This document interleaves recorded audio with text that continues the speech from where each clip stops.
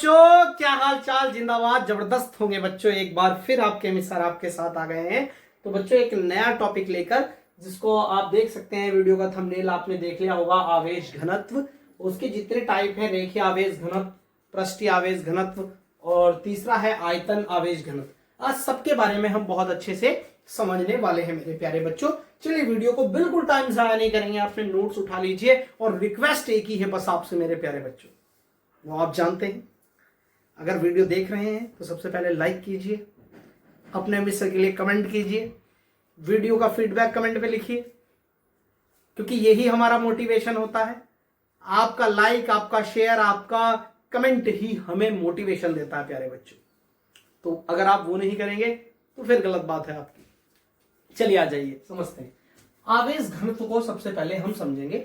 सबसे पहले मैं आपको बता देता हूं।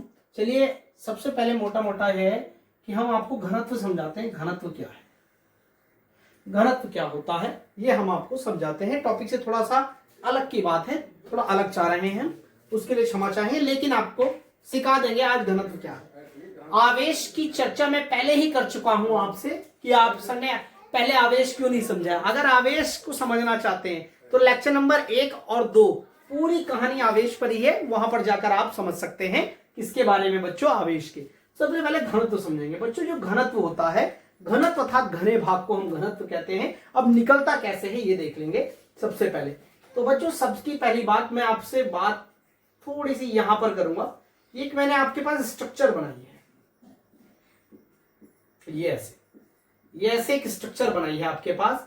आप मुझे इन दोनों स्ट्रक्चरों को देखकर बताइए, इन दोनों में से किसका घनत्व ज्यादा है, ए स्ट्रक्चर का या बी स्ट्रक्चर का। आपको दोनों में से कौन सी ज्यादा घनी लग रही है?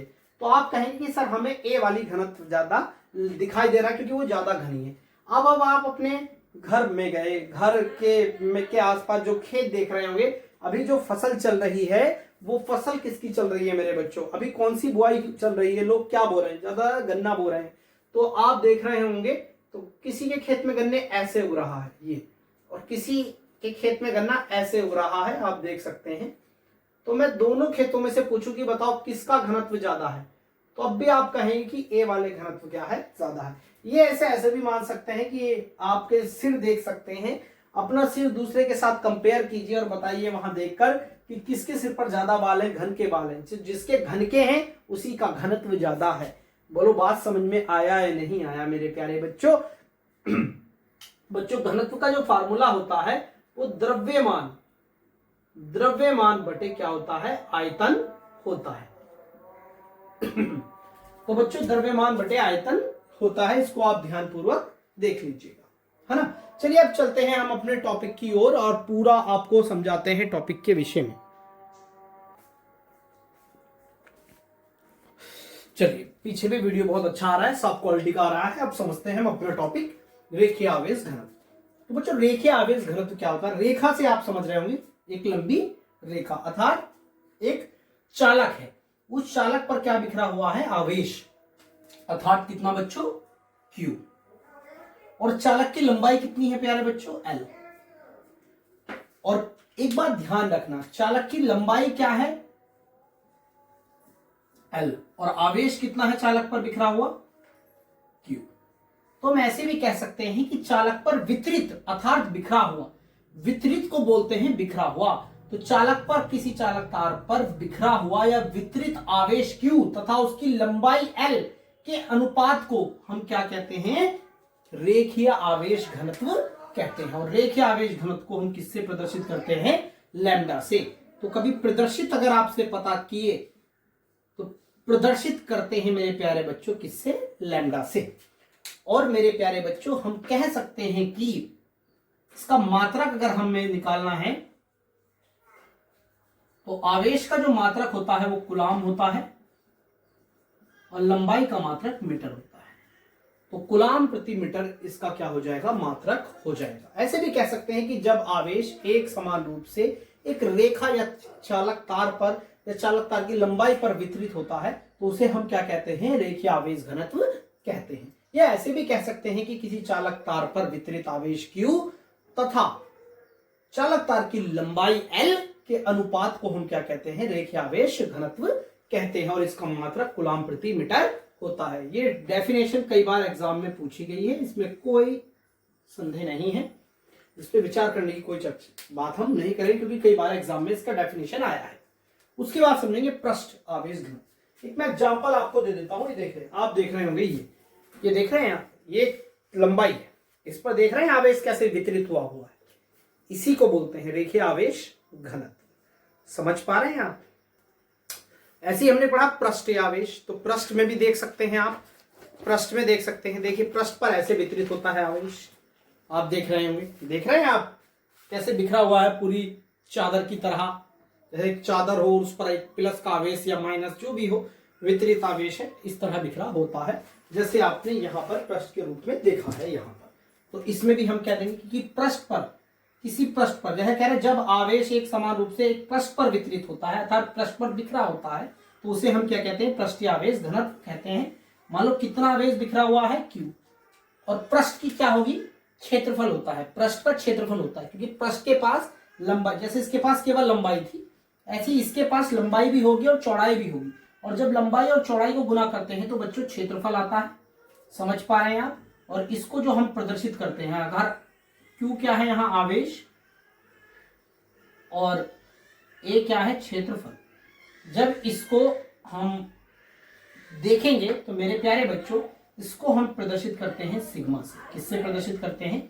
सिग्मा से। सिग्मा से क्या करते हैं? प्रदर्शित करते हैं। यहां पर आप देख लेंगे प्रदर्शित किससे करते हैं? प्रदर्शित करते हैं सिग्मा से।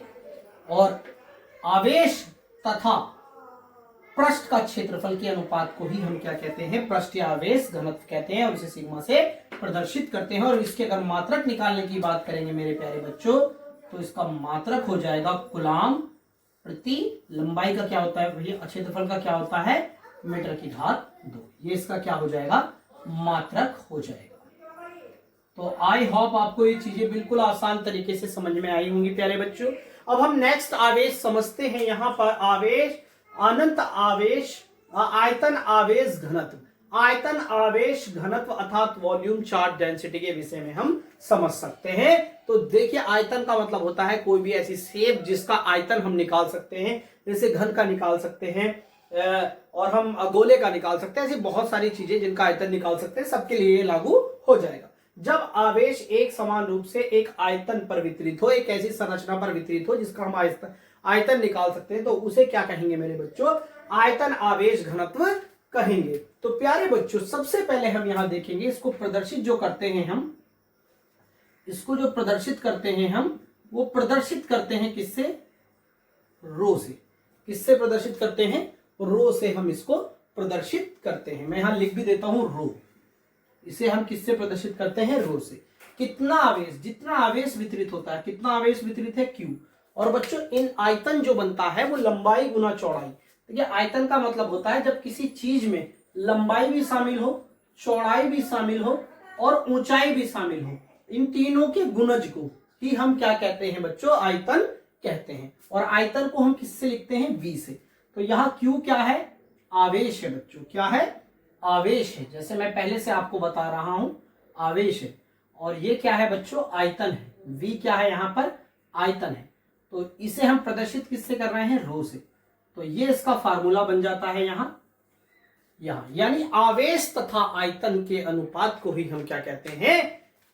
आयतन आवेश घनत्व कहते हैं। अगर इसके मात्रक की बात करी जाए बच्चों, तो आवेश का मात्रक होता है कूलाम, और बच्चों आयतन का मात्रक होता है मीटर की घात 3, मीटर क्यूब। ये इसका क्या हो गया बच्चों? मात्रक हो जाता है। ये दोनों शेप आप देख सकते हैं, ये किसके लिए लागू होती हैं? अनंत आवेश घनत्व के लिए लागू होती हैं। ये था हमारा एक छोटा सा टॉपिक। कैसा लगा? आप इसका फीडबैक नीचे कमेंट में दीजिए। वीडियो को लाइक और वीडियो को शेयर जरूर कीजिए, और अपने मिस्टर के लिए और वीडियो के फीडबैक के लिए मेरे बच्चों एक बार कमेंट कर बताना। जब तक के लिए जय हिंद और जय भारत।